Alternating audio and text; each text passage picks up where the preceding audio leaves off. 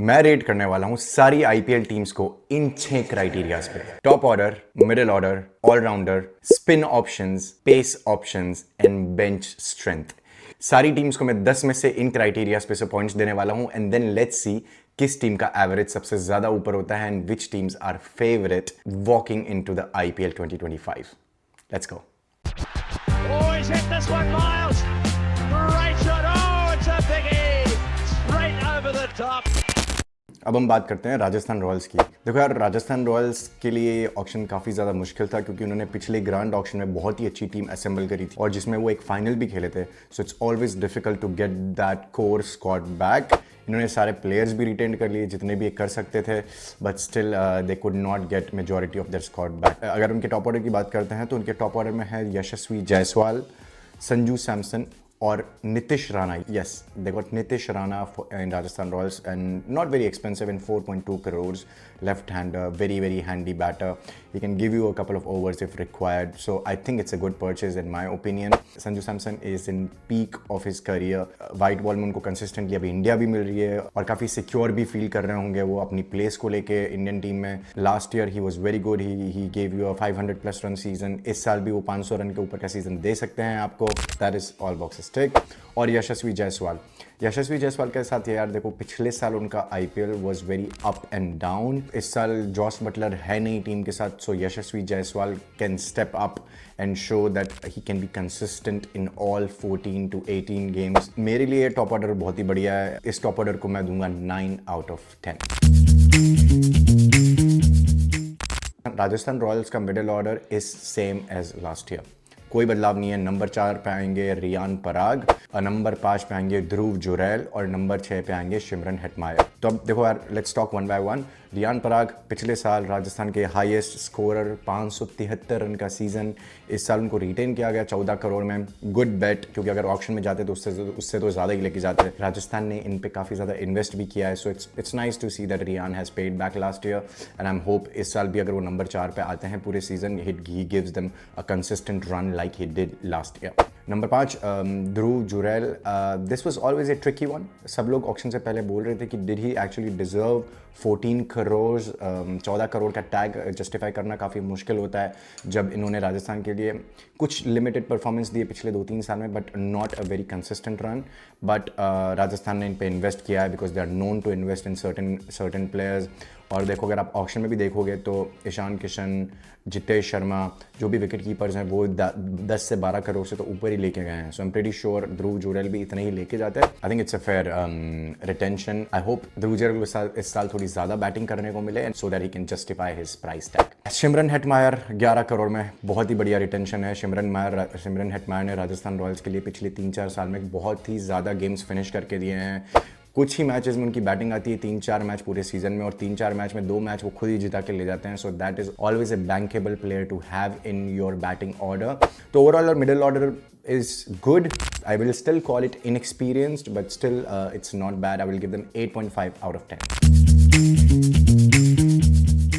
Now let's talk about all-rounders. Rajasthan Royals has always been a team जिन्होंने काफ़ी ज़्यादा all-rounders use करे नहीं हैं। तो स्पेशली पिछले 3-4 साल में जब से इम्पैक्ट प्लेयर रूल आया है, Rajasthan Royals has been like batters will do their job, bowlers will do their job, और अगर एक एक्स्ट्रा प्लेयर की ज़रूरत होती है they can move around with the impact player rule. इस साल भी अगर आप देखोगे तो इनके पास ज़्यादा कोई ऐसे ऑलराउंडर है नहीं। I mean they got Nitish Rana, Riyan Parag, Hasaranga, but none of them you can call them like a solid tier 1 all-rounder in your team. They can give you a secondary skill, but I will not call them top all-rounders. So for their all-rounders, I will give them 7 out of 10. Now let's talk about their spin department. अगर राजस्थान के लिए spin department काफ़ी ज़्यादा important था, specially UG चाहल ने उनको पिछले 3-4 सालों में काफ़ी ज़्यादा विकेटें निकाल के दी है। He has always been the top bowler. Ashwin को इन्होंने ऑक्शन में वापस लेने की कोशिश करी थी, but Chennai had won the bid. Finally what they manage to get is Hasaranga and Theekshana. I still believe they are a very good replacements Chahal और अश्विन से, but the only problem is ये आपके 2 फॉरेन स्लॉट खा जाते हैं। So overall spin department I will give them 8.5 out of 10. Now let's talk about pace attack. देखो राजस्थान ने सारे अपने बैटिंग तो रिटेन कर ली, but they had to let go of their pacers, और पेसर्स उनके पास काफ़ी बढ़िया थे। जिस साल उन्होंने फाइनल खेला था उस साल प्रसिद्ध कृष्णा ने बहुत ही अच्छा करा था। जब अभी पिछले 2-3 साल से प्ले ऑफ में भी आ रहे हैं, and bolt has been consistently delivering for them. आवेश खान ने पिछले साल बहुत ज़्यादा 15 से ऊपर विकेटें ली हैं उनके लिए। So they could not get any of their players back. उन्होंने कोशिश भी करी थी। They manage to get Tushar Deshpande, very good bowler. उनका एवोल्यूशन चेन्नई में जाने के बाद काफ़ी बढ़िया हुआ है। So Tushar Deshpande for me is a like for like replacement for Avesh Khan if you ask me. Another player they got is Jofra Archer. Historically Rajasthan के लिए उन्होंने काफ़ी अच्छा करा। इधर उधर मुंबई वगैरह में गए भी थे, couldn't do a lot, but came back to Rajasthan Royals. Injury prone है, जब से वो वर्ल्ड कप हुआ है, एशेज हुई है, उसके बाद से ही has never been the same. So I hope अभी इंग्लैंड टीम जब इंडिया आएगी, जोफ्रा उस टीम के साथ आएंगे, लेट्स सी उनकी रिदम कैसी है, how has he been bowling in his peak capabilities. Jofra Archer is a very intimidating bowler. And then Sandeep Sharma, जिनको इन्होंने रिटेन किया है, संदीप शर्मा को, what a story man, what a story. As a net bowler team के साथ travel कर रहे थे, फिर प्रसिद्ध कृष्णा इंजर्ड हुए, ही हैज़ केम, चेन्नई के अगेंस्ट मैच जिता के दिया जब धोनी बैटिंग कर रहे थे, and last season consistently has been really good. So overall good pace attack. I hope collectively perform कर पाएँ एंड जोफ्रा आर्चर फिट रहे. So for the pace attack I will give them 8 out of 10.